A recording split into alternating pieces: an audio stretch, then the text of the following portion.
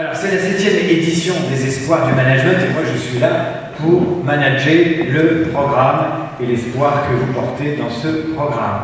Alors très rapidement, on aura fini vers 19h30. Entre-temps, on aura attribué 3 trophées dans le cadre de ces Espoirs du Management. On aura voté pour le lauréat des Espoirs du Management qui partira d'ici avec 2 trophées.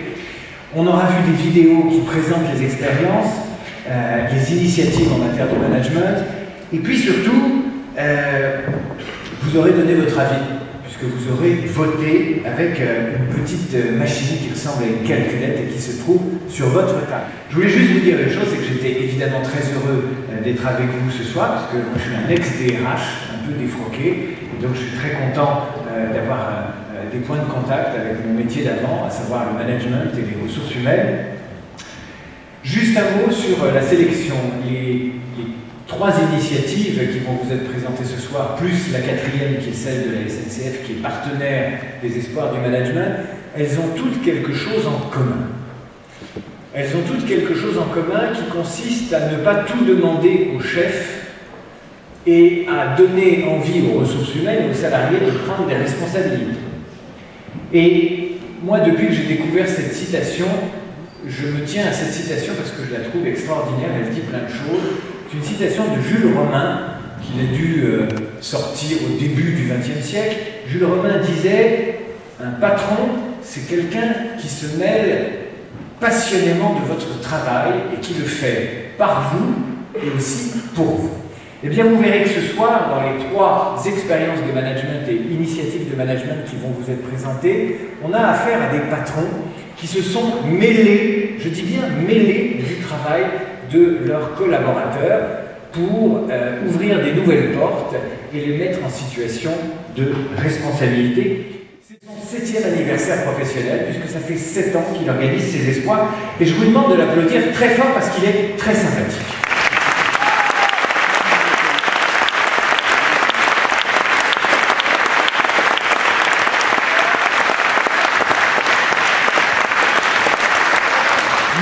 Charles, le micro doit fonctionner. Bien, bonsoir à tous, bonsoir à toutes. Ce sont des responsables d'entreprises qui se sont remis en cause, qui sont sortis un peu des sentiers battus. Et je dirais que la définition des espoirs du management, c'est d'identifier tous les ans sur les routes de France des chefs d'entreprise, des initiatives managériales qui apportent à la fois un bénéfice économique à l'entreprise, un bénéfice en termes de sens pour les collaborateurs et qui soient inspirantes d'un secteur à un autre, d'une entreprise à une autre. Et j'ose le dire, pour moi, ces managers sont des pionniers de nouveaux modèles. Et vous allez le voir ce soir, il y a un certain nombre de choses étonnantes qui vont vous être présentées.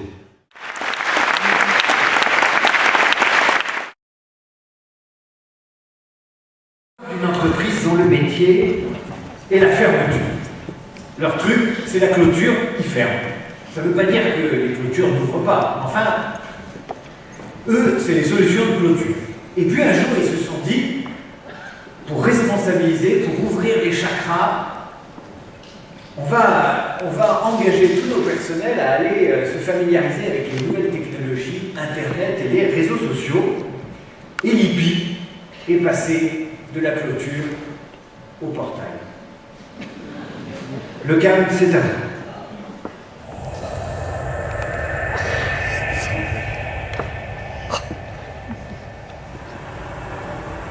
On était vraiment surpris, mais qu'est-ce que c'est? Pourquoi? Quel est l'intérêt? Est-ce que c'est simplement pour leur intérêt à eux? Est-ce que c'est pour notre intérêt à nous? En fin de compte, c'était du donnant-donnant.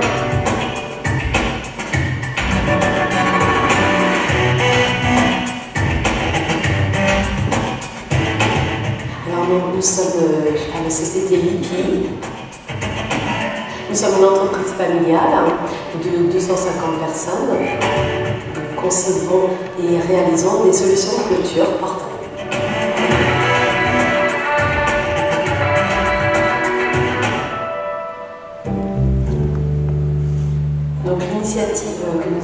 place, c'est de former tous les salariés donc, aux outils du web. Donc simplement libérer les gens dans leurs idées, d'exprimer leurs idées, d'essayer d'aller au bout de leurs idées. Réinventons les espaces de liberté. Je travaillais avant au pôle finition et maintenant, ici actuellement, à la journée, et maintenant je suis de l'autre côté de la route, je suis dans un bureau où je fais de la code numérique via les réseaux sociaux pour l'entreprise. Et puis nous a permis de nous former au web, aussi bien des soudeurs en passant par des secrétaires. Et puis au début on était assez dubitatif, on dit ouais, mais qu'est-ce qu'il y a derrière tout ça, pourquoi. Puis en fin de compte on fait un script, puis on fait pris au jeu.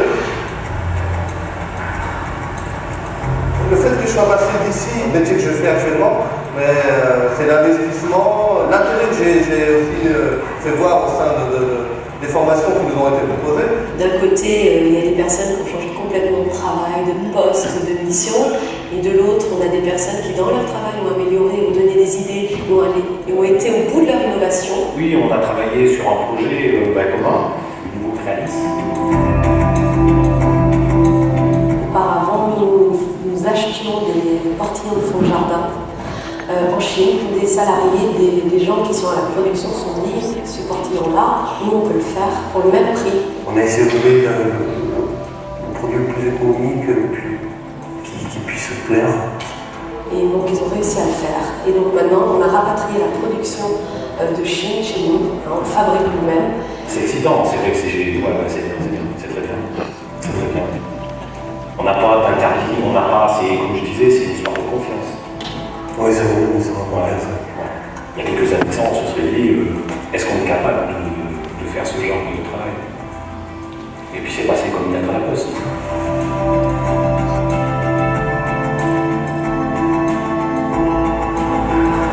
C'est pas commun, il n'y a pas beaucoup d'entreprises qui prennent cette démarche-là. Ça a cassé en fait le reporting aux responsables systématique et ça a évité, justement ça n'a pas cassé les initiatives des personnes. Enfin, ça a permis en fait d'ouvrir leur esprit à tout un tas de choses et c'est ce qui était important. On a exposé des chiffres avec ce premier client, enfin c'est le premier client de l'entreprise maintenant et c'est un client relativement récent. J'ai Max.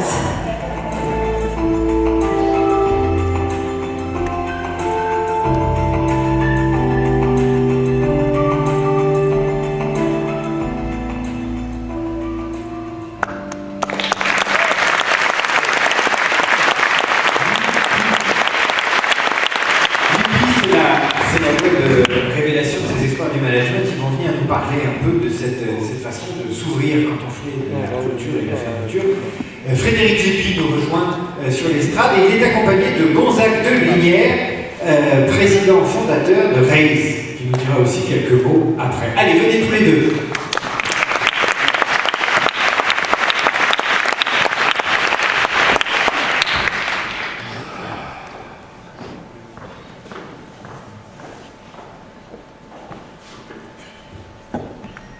Frédéric, bonsoir. Alors, d'où vient cette idée d'envoyer les salariés se familiariser à Internet, aux réseaux sociaux, pour trouver des solutions et pour développer leur imagination et leur capacité d'initiative? Alors avant de vous répondre, je voudrais quand même détailler un petit peu parce que cette performance de cette équipe-là, elle est terriblement méritante puisqu'elle arrive à sortir 68% de croissance sur un exercice et demi quand le marché fait moins 10, moins 12. Et je tiens vraiment à leur rendre hommage. Merci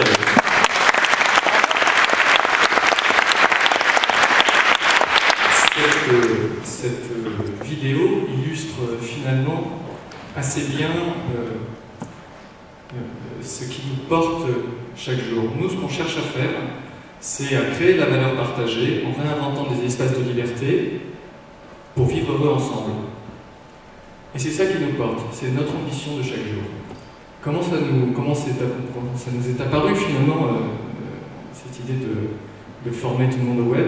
Il y a quelques années, on a bien pris conscience qu'on était une entreprise familiale et que notre enjeu c'était la transmission. J'ai lu une citation de la propriétaire des Galeries Lafayette qui disait que ce n'était pas une union d'hériter, ce qui était une union, c'est de ne pas transmettre. Et donc en fait, notre enjeu, c'était de transmettre. Et comment on est, pour transmettre, il faut être contemporain à chaque instant. Et il nous est apparu qu'Internet, c'était finalement ce qui était le plus contemporain à notre époque, et c'est ce qui pourrait vraisemblablement nous permettre de perdurer. Pour deux raisons. La première, c'est pour les capacités de diffusion que ça offre, et la deuxième, parce que ça déstructure finalement les entreprises. Et ça nous amène à notre deuxième enjeu, qui était... Alors le premier, c'était finalement, c'était presque un slogan de campagne, c'était le web pour tous. Mais le deuxième, c'est finalement, c'est tous entrepreneurs. Entreprendre pour nous, finalement, c'est prendre entre. Et prendre vraiment, c'est prendre des décisions. C'est se saisir. Pas se saisir avec l'idée de s'accaparer, mais se saisir, c'est prendre en main. Et ce qu'on attend finalement de chacun de nous, c'est prendre en main ces initiatives du quotidien, c'est de se prendre en main. J'ai envie de vous poser la même question que j'ai posée à François Noguet de la SNCF. Qu'est-ce que vous ne voulez pas devenir?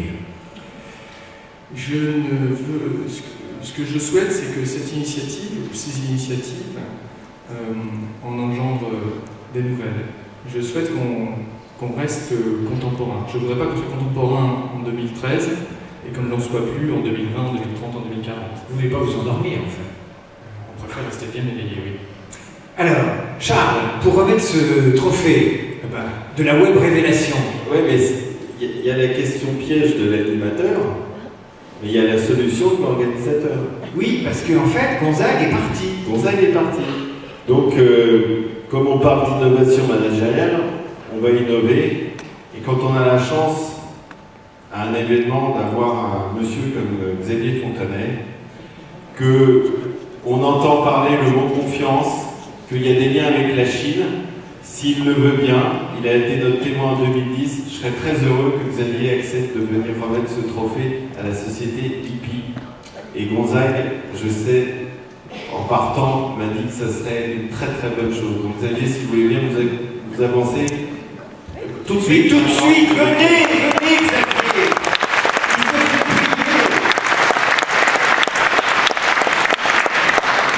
Et je suis sûr que ça vous a, ce que vous avez vu à l'image, vous a inspiré un certain nombre de choses. Non, c'est bien entre confiance et créativité. C'est sûr que quand on arrive à créer un bon climat de confiance, ça transforme les gens. Alors, le climat de confiance, c'est effectivement, c'est là qu'il faut des boss bien. C'est qu'il faut quand quelqu'un cherche et réussit, il faut récompenser. Mais je crois qu'il faut aussi admettre l'échec, comme le disait Henri, et c'est-à-dire qu'il faut faire que l'échec, on apprenne de l'échec. Parce que, et pour apprendre de l'échec, il faut qu'il y ait une vraie prise de responsabilité. Et donc si les gens savent, et ça je crois que c'est ça le cœur de la confiance, que quand on avance et que ça marche, on est récompensé, mais que si on tombe, le système vous répare, à ce moment-là, les gens se mettent en marche. Et moi j'ai observé partout où j'ai travaillé que les gens deviennent créatifs. Et que là, cette espèce de... ils sont bien leur compte. Et à ce moment-là, ça, tous les talents des gens s'ajoutent. Donc c'est pour ça que je crois qu'il y a eu tout ça dans notre expérience. Xavier, le prix, le trophée est là. Donc votre fonction, comme ça, ex abrupto, c'est de vous en saisir, de vous diriger vers M. Duby et de le lui remettre de la façon la plus gracieuse possible. C'est comme ça qu'on fait. Alors ne le faites pas tomber, c'est tout. Et vous devez recevoir le prix et vous devez être content. C'est comme ça.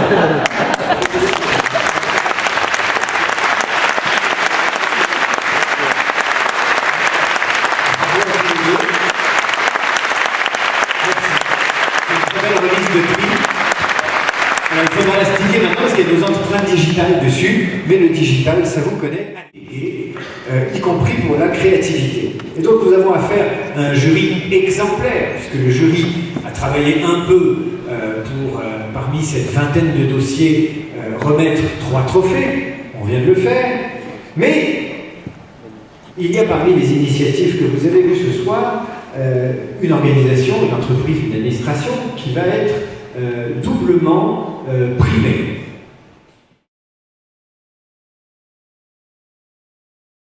sera remis, on va faire appel au vote du public.